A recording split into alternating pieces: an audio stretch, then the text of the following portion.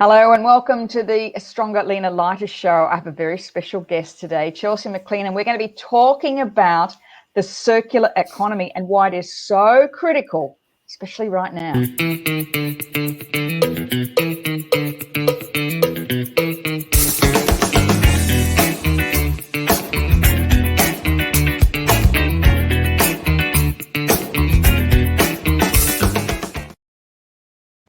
Hello and welcome back to a little bit of a change of topic today, and I'm really passionate about having Chelsea on.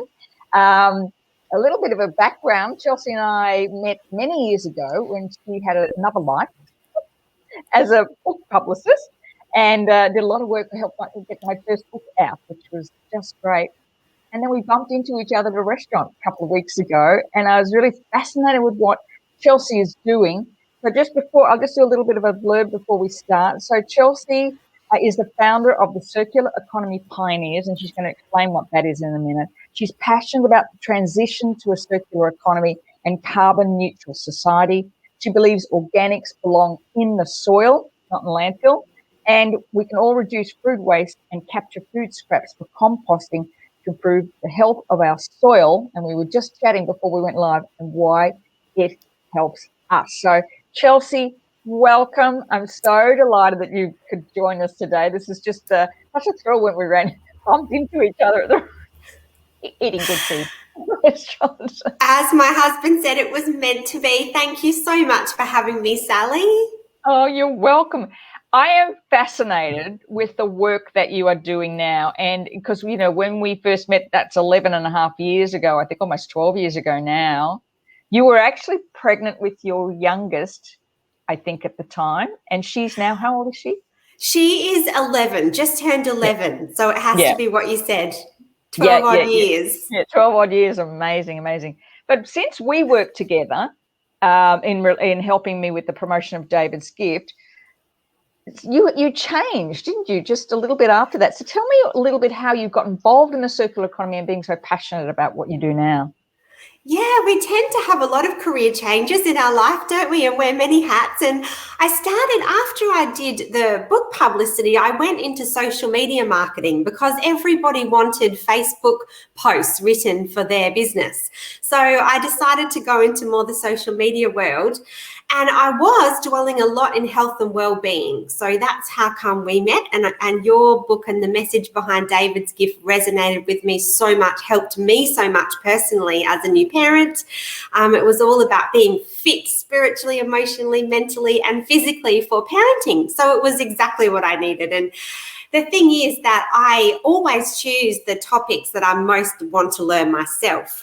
And so having come from the health and wellbeing industry, I decided to shift into more, I guess, the wellbeing of our planet and how that fits with our own well-being. So I kind of see the environmental side of things as being very well connected to well-being. I just shifted into that industry a little bit more because every night when I went to empty my kitchen bin, I had this little voice in my head saying, Chelsea, where does all of this go? And can you imagine, because I like to visualize, if every household emptied one full bag of rubbish and it goes to landfill every single day of the year, every single household or every single person, I couldn't visualize how much that would be sitting in a landfill. And I just had this inkling that it wasn't sustainable because I couldn't imagine that it was the best way to go about it. And that's what got me thinking about it. Yeah, I mean, as you say, we often don't think about that, do we? It's like, we live in an apartment building. So we wrap up our garbage. I mean, we do recycle our glass and cardboard and papers, but we stick it down a chute. And there's somebody else's responsibility after that. Don't even think, do we really? And I think we're all a bit sort of, that's sort of all of us a little bit like that. Once it's out of our home, out We of don't sight, think out where of it goes. mind. Yeah, And we have yeah. other priorities, and that's completely understandable. Most people have a lot of other things to think about. But obviously I have a calling, because it kept speaking to me every time I looked at the bin. I couldn't ignore it anymore. So then I sort of looked at, well, what would it mean if we took out things like food scraps? What would it mean if we took out things like soft plastics? And when you take just those two things out alone, food scraps and soft plastics, there is hardly anything left. That is mostly what it is. And your recyclables, of course, which we're very good at doing, yellow lid recycling. Already we've become quite good at separating those resources. So tell me about this circular economy. What's that? What's behind that? It has 3 key principles. The first one is design out waste and pollution. The second one is keep resources in use at their highest value and for as long as possible. And recycling is a part of that, but it's not the entirety of it. Reuse would be a better one. And then the third principle, and the one that I think you and I love, is regeneration of our natural systems. So that's how do we then use our food scraps to return to the soil via compost, which draws down carbon from the atmosphere, puts the microbes back into the soil, allows our food to feed us nourishing. We can have nourishing food from the soil. So that is called regeneration, and that is the core principle of circular economy. So in what way then do you kind of encourage people to do that? And in your work with this, you've been doing it for quite a while now. What are you seeing as far as the benefits of this kind of the food scraps into the soil? What on a bit more of a grander scale, what are you seeing? Sure. Well, the first lever for this is really the waste levy, because every council, every business and every council on behalf of households, so really every household and every business has to pay to put things in a landfill. Now, those levies are increasing, and that is the key lever which will help to motivate people to think about what they put in a landfill, because it's money, right? Everything comes down mostly. The common denominator for all of us is how much will that cost? So every state in Australia is approaching their landfill levy quite differently, but in general, they are all increasing. So much so, New South Wales is now at about $146 per tonne of waste to landfill. So this means that it is very expensive for businesses and councils on behalf of households, and that goes into our rates bills. And in Queensland, that is about to go up. I know for a fact, because I've been talking to the Environment Minister here about it, and eventually that is going to go up. So we will be in line more with the other states like New South Wales and South Australia, who are already very good at resource recovery, which means we recover resources instead of sending them to a landfill, because in the living world, there are no landfills. So materials flow in continuous cycles in nature, and we've really broken that system, and we've really broken that regenerative loop of life, especially when it comes to organics. If we put them in a landfill, they generate harmful greenhouse gas emissions. Methane is, people say, anywhere around 25 times more potent than carbon dioxide as a greenhouse gas emission. And without oxygen, organics generate methane. So that is really one of the key factors that is contributing to global warming and climate change. So if we make that link, we wouldn't want to put organics into a landfill to help with the carbon emissions. We want to put them in the soil where they can draw down carbon from the atmosphere, sequester it in the soil, and that's what plants do. They actually draw carbon down to reverse the effects of climate change. So that all makes a lot of sense, especially because Australia's soils are very, very depleted of nutrients compared with other countries around the world. Is that right? Yes. Yeah, we have a lot of sandy soil, a lot of clay soil. And if you compare the soil science, Australia really has soil lacking in nutrients. We desperately need to return nutrients to our soil. Is there any reason for that? I was just looking at a website yesterday, and I'm not sure exactly, but when they measure, I guess because we have so much desert as well, but we have so much clay, so much sand, and when they measure the soil compared to other countries, yes, our soils are depleted of organic matter. They just need it to become healthy. Because what we don't realize, you realize, Sally, but not everyone, and I didn't realize, soil is a living system. Soil is a living thing. And actually, that's how come we can be living things, because the nutrients we need come from plants, which come from soil. So we often don't think about dirt as being a living organism, but it is. And now the research behind what's in the soil and the soil food web, as it's called, which is made up of so many different microorganisms, so many different types of fungi, rhizomes, all these amazing things that come together. That's a very complex system, and it relies on our organics and the carbon in our food scraps to live. So that's why we got to put them back. Yeah, and you and I were talking just before we went to air. We both love Dr. Zach Bush and his messages. He talks a lot about that, doesn't he? He talks about your gut microbiome, and that breathing in the air, the soil, having food that comes from real dense, rich soil is so important for our gut microbiome. And, with all the GMO foods, our kids in particular need this really intently, don't you? It's just, because we're doing a lot of research around gut health at the moment in regards to the program that I'm running. And we are so depleted of good nutrients. We're so used to processed foods now. We don't even think about where did this come from and what's the nutrients in this particular food. So are you saying that we can regenerate that from food scraps by adding food scraps to the soil?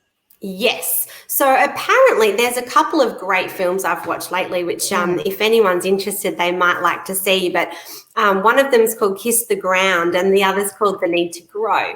And in The Need to Grow, they say that 70% of the planet's soil has been destroyed. So basically, when you take from the soil and farm the soil without replacing the nutrients that it needs, then it can't regenerate. Now, most people using chemical fertilizers, the NPKs, and putting in the nitrogen, potassium, sodium, but they are lacking in still the organic matter, which makes the soil like organic soil improvers.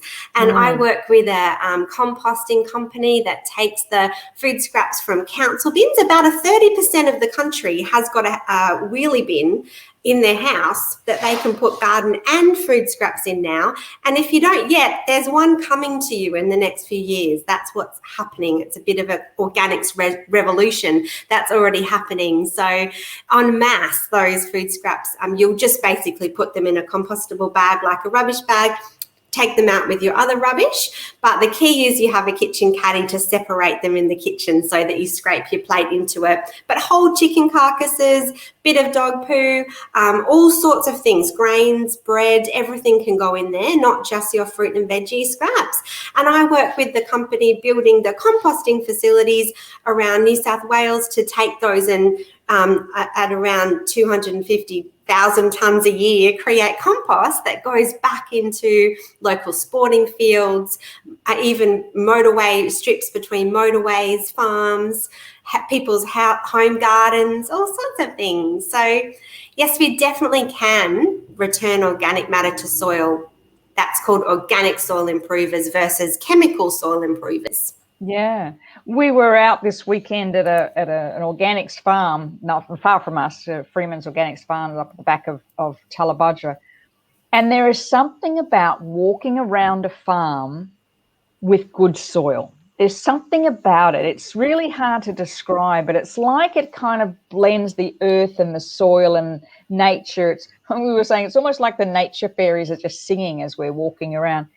Very different feel about it. Have you come across that before? I just love getting my hands. I love composting. It's my hobby. And I just love getting my hands in my soil and my compost. And there's something about holding it that just makes me feel so good. Yeah. So, Chelsea, in your role as the founder of the Circular Economy Pioneers, you have actually been working with the Sustainable Schools Network. You want to chat a little bit about what you've been doing, because what I would like is parents who are watching this is to maybe start a conversation with their kids. So tell me what's going on with the Sustainable Schools Network. Well, they're such a great organisation. They work with schools, but they work with parents, teachers, students and business leaders for the school to attack this from all angles, so everyone's part of the sustainability journey. They also really work hard to get sustainability into the curriculum, the school curriculum. So sustainability is a really broad topic, and circular economy just fits into it as a way to get there. But they do some fantastic work, and that's why I volunteered so much to help them, because I learnt so much while I was volunteering with them, which has led to a new role with Planet Ark, which I'm excited to start next week with their Circular Economy Hub. And it was all through the fact that I had been started as a volunteer with the Sustainable Schools Network. So yes, Planet Ark, that's fantastic, and congratulations on that. Thank you. Do you want So to just chat? We've just gone on to Planet Ark. They've actually got their National Tree Day coming up. Yes, this weekend. This weekend. So this Friday, the 30th of July, is National Tree Day for schools. So that's when a lot of schools around the country, the ones that are there, will be able to plant a tree and honour that event. It's probably, I think, one of the most well-known Aussie events in the environmental space around. I've certainly known about it for years. And then for everyone else, businesses, individuals, governments, it's this Sunday, the 1st of August. So plant a tree. It can be a seed, it can be a seedling, it can be something you find from a friend. Just plant a tree, because we know now that planting draws down carbon from the atmosphere, reverses the effects of global warming, and we just need more trees around us, not only to sequester the carbon, but also just to give us all of the beautiful, feelings that we have when we're in nature. Yeah. And we're talking to get that before we went live. Jerry and I went for a bushwalk on Sunday with some friends of ours, and there was one spot we were just in awe of this beautiful spot with a tinkling brook and these magnificent trees, and it's right where there is what used to be a sawmill, which is now obviously gone. But you could just feel this calming energy, the smell of the air. It's just, I think it's so important for all of us right now in this craziness we're going through right now, that we remember that the end of this is a planet that we live on, and caring for it is the best thing we can do, not only for the planet, but for ourselves. Yes. Looking after ourselves. You know that smell that you have of the forest floor, how it's just fresh and earthy? That is actually the smell of compost. So people might think yucky if you put food scraps, like I've got a big compost bin just outside my house here. People think, ick, isn't that disgusting? It's not, because what happens is mix the food scraps with a little bit, and I don't put meat or a dairy in mine. This is just for fruit and veggie here. But I just mix it with some lawn clippings or some paper and some mulch and some water, and make sure oxygen can get in. And the smell is the forest floor. That is what is happening as the organics break down, because that's what's happening on the forest floor. You've got your organic matter with a bit of dampness, and it's breaking down, and that smell, and I want to break the myth here, it's very fresh. It's not disgusting at all. Disgusting is when there's no oxygen in a landfill. That's disgusting. Right. Sealed up in a plastic bag, no air can get in. Those bacteria breaking that down are the anaerobic ones, and they are stinky, and that's where the methane comes from. But composting is a cleaner way. There's no yucky smells. So that's why, that's a good feeling. I love picking it up, just like you love being in the forest. It's the same thing. That's amazing. Even in our heat here in the summertime. As long as the oxygen can get in, that's the key. So as long as it doesn't go anaerobic, some home compost systems, it's a little bit harder to get the oxygen in. You have to keep turning it, and people might have a negative experience because they might not be getting enough oxygen into the bin. But with oxygen, which is the process, there will be no odours. And if there are, they'll be pleasant. Wow, that's really interesting. We've got a couple of comments I'm just going to move to at the moment. It's from Lillian. Our household is very passionate about recycling our household waste. We have a separate recycling bin too for glass and cardboard. Some glass can be cashed in We Recycle, and we recycle all our veggie scraps. We have chickens, ducks, and guinea fowl. And what they don't eat goes into the compost bin and then into the garden. Wow, Yay! That's awesome. And That's Lillian so said great. she also has the green garden bin. So, and she's on the coast here, so that's already being rolled out. That's awesome. I know in Victoria it is too, because my sisters have it. Then, put all their garden stuff in the stuff that they're not composting themselves.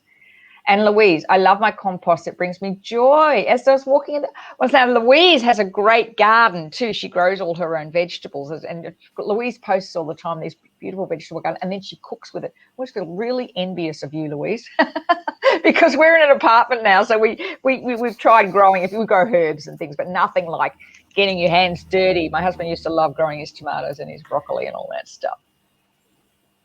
That's fantastic, Louise. Yeah, it's really cool, isn't it? I mean, that's to me, that's what I think we need, is for us to, like, last night I was sort of, we don't have a green bin. We have nowhere to put anything. We're on the 18th floor. I get upset if I start a compost bin on the 18th floor.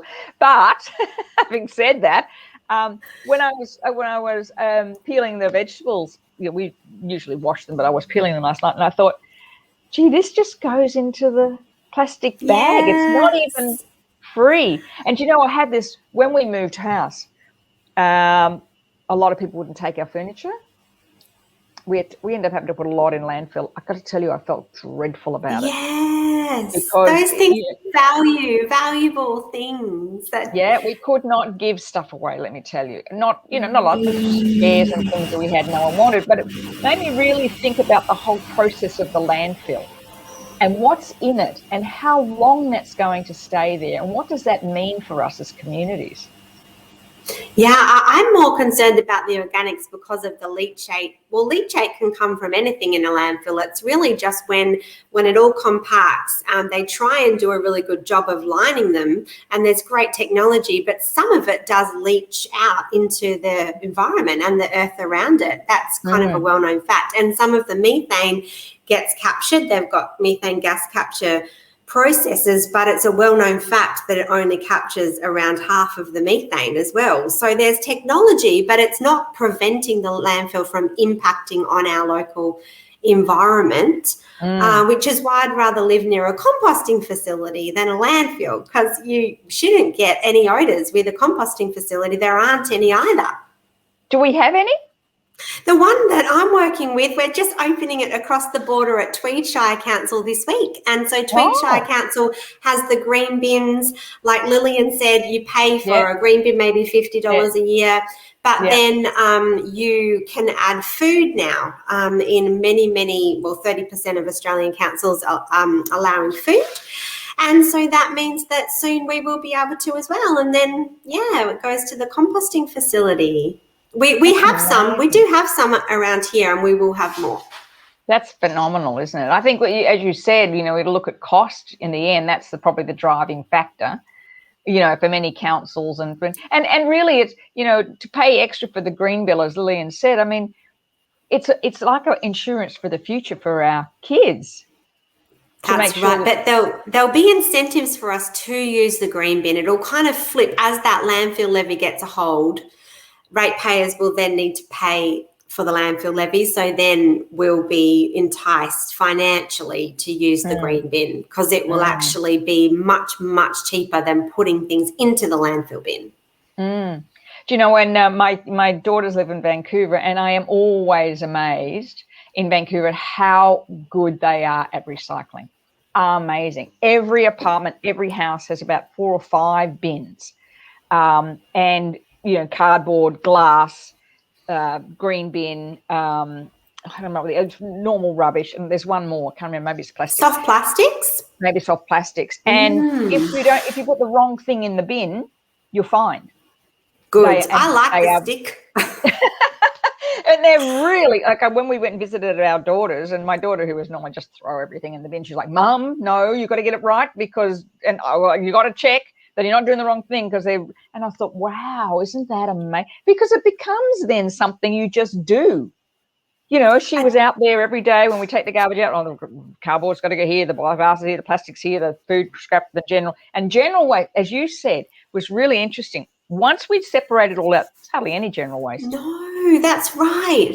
And if we do end up doing things like energy from waste facilities, which they're looking at putting around the country, which is burning, then it will be only, hopefully, it makes sense sometimes perhaps to burn things like that you can't separate for resource recovery, to create energy from that instead of putting it in landfill. I'm not sure, don't know much about that, but landfills are certainly not sustainable. No, in a growing population like we've got anyway, they just aren't. So you start the new role on Monday. You must be very excited about it. I'm so excited because Planet Ark, they always do a lot of research behind anything they do, and they've found that collaboration is central to the circular economy because it's about connecting the dots. So to do circular economy, we are only about 5% of the way there in Australia yet. Countries like the Netherlands are already 25% of the way there to having their economy circular, and they've got grand plans to get to 100% by 2050 and 50% by 2030, and they're well on the way there. So Planet Ark's working really closely with the Netherlands and countries over in Europe to model off of, and the collaboration portal is what I'll be helping to coordinate, which is a community of people that want to see resources kept in use. So whether it's a bed mattress or whether it's a coffee capsule or whether it's a organic waste, there'll be ways for people to collaborate. Textiles, fashion's a really big one. We'll be enabling people to collaborate to come up with the solutions we need to move Australia well forward and keep those resources circulating while regenerating natural systems, which means not extracting so many finite resources that, we can't replace. Things like copper are going to run out soon. We just won't be able to mine any more of it. So we really do need to keep it circulating. You touched a little bit on the fashion industry. What was that? How is that involved? There is so much fashion that is happening. I think I wrote a LinkedIn post yesterday. Basically, I think it's how many tons is it? There's a lot of fashion, hundreds of thousands of tons going to landfill every year in Australia as we decide, and our youth, decide that they need a different outfit every week and they can afford to buy one. So we have a really big problem with textiles in landfill, which we need to address. There's some great work, though, being done by Cotton Australia.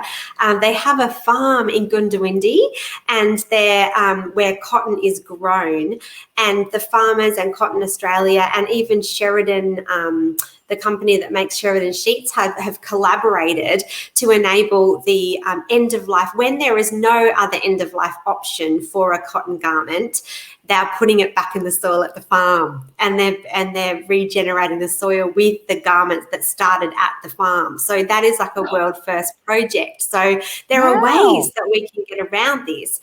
But while we have so much polyester and plastic in our clothing, which we do, that makes it all a bit more complicated at end of life. Yeah. Well, H&M has a great system where you can take back anything that's damaged or undamaged, and they will make sure it gets reused. Wow, that's interesting. Lillian just said, I bought some denim jeans made from some recycled rubber tires. Great. See, that's innovative, isn't it? That's and that's why I call myself circular economy pioneers, because it's pioneering to make those kinds of jeans, and we need more pioneers doing new things like this. Absolutely. I know we've got there's a stall up at Mount Tamborine Markets, and there's a guy that makes everything out of rubber tires, chairs, tables, swings, all made out of recycled rubber tires, and it looks terrific. And we've sat in it, and they're comfortable, because you kind of, they've got a bit of a give in them. But it's that, isn't it? It's really looking at what we're doing and saying, how can we do this better? How can we keep this going? And I love all that. I mean, I just think it's, and as you said, so many kids now can buy things. So 50 years ago, I remember saving up for my $14.95 cardigan from Birdsville in Melbourne, and I had to save, I don't think it was 10 pays or something I had to save on lay-by to get this one cardigan. I mean, but you go to sort of, those stores now where there's just, everything's $14.95 or $9.95. It's so easy without thinking about what that actually does to our circular economy. Yes. Interesting.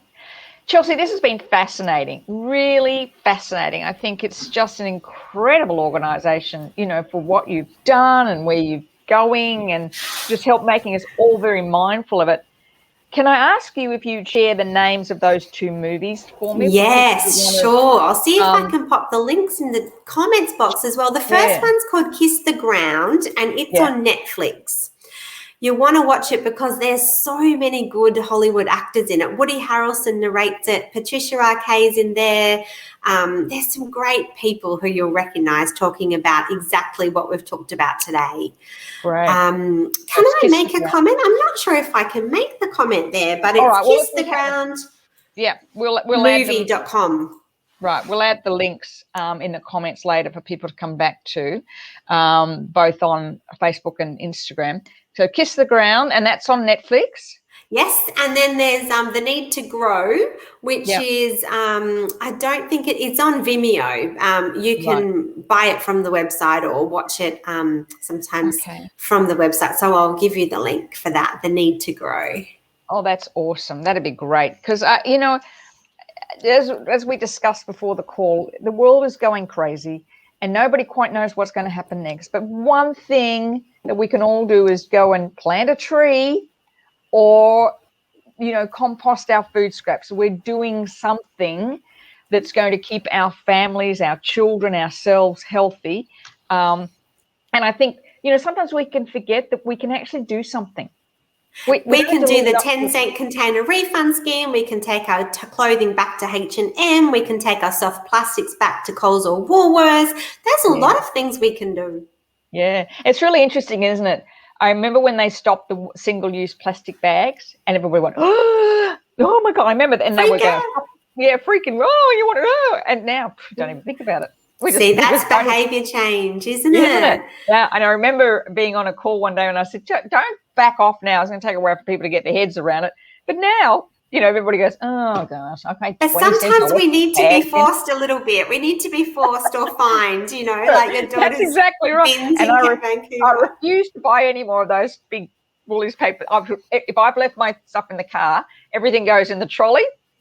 And put it out and go, refuse, because those things are going to end up in landfill anyway, eventually. So, keep everything as simple as we can. Chelsea, this has been fantastic. We are so excited for you with your new role. Thank you.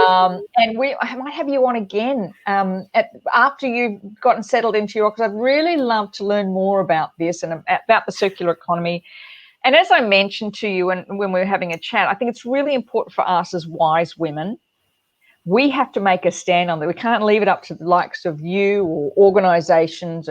It starts in our home. Correct. Yes. That's where we've got the power to do and this. It doesn't have to be perfect. The main message is you don't have to think that it has to be perfect to do something. Just do anything. Because anything is far better than nothing. You don't have to separate every single item, but just separate some soft plastics or some food scraps. That's right, as Lillian said, I wish they'd stop the plastic 15-cent bags in the supermarkets. We don't need them. We really don't. It's just because we're forgetful. And I've got the green ones, stashed in all my handbags. We can roll them up real tiny. And we'll walk in and Jerry will say, you got the green bags? I'm like, I changed my bag and I'm not buying another one. And even if I put everything, so I mean, it's habit change, and all this stuff is just getting used to it. And as I said, they are in Canada and Vancouver, people are just used to it and they do it without thinking. And I think we need to too. And as I said, it's simple, just one thing at a time. And remember that it is, check out that link too, that for Tree Day, planetark.org, and see if you can just plant something on, we should tag you or something, Chelsea, if we plant something on Sunday. Oh, well, you can hashtag National Tree Day and then Planet Ark will see it as well. Brilliant. Let's do just that. Hashtag National Tree Day. Yep. Find a place to plant something, even if it's a pot plant. Exactly. We're going to plant a pot plant or some basil or something on from our balcony. My husband's always looking for herbs to plant. It's better than buying. Chelsea, it's been just delightful to have you on. Thank you so much, and I just love your passion, and it truly is going to help make an enormous difference in the world. So thank you for all you do, and we look forward to following you on your trip. Thank you everybody for being on, and let's make a difference in the world. That's what we can do. Thank you, Chelsea. Sally. Thanks everyone. Bye. Bye. Bye.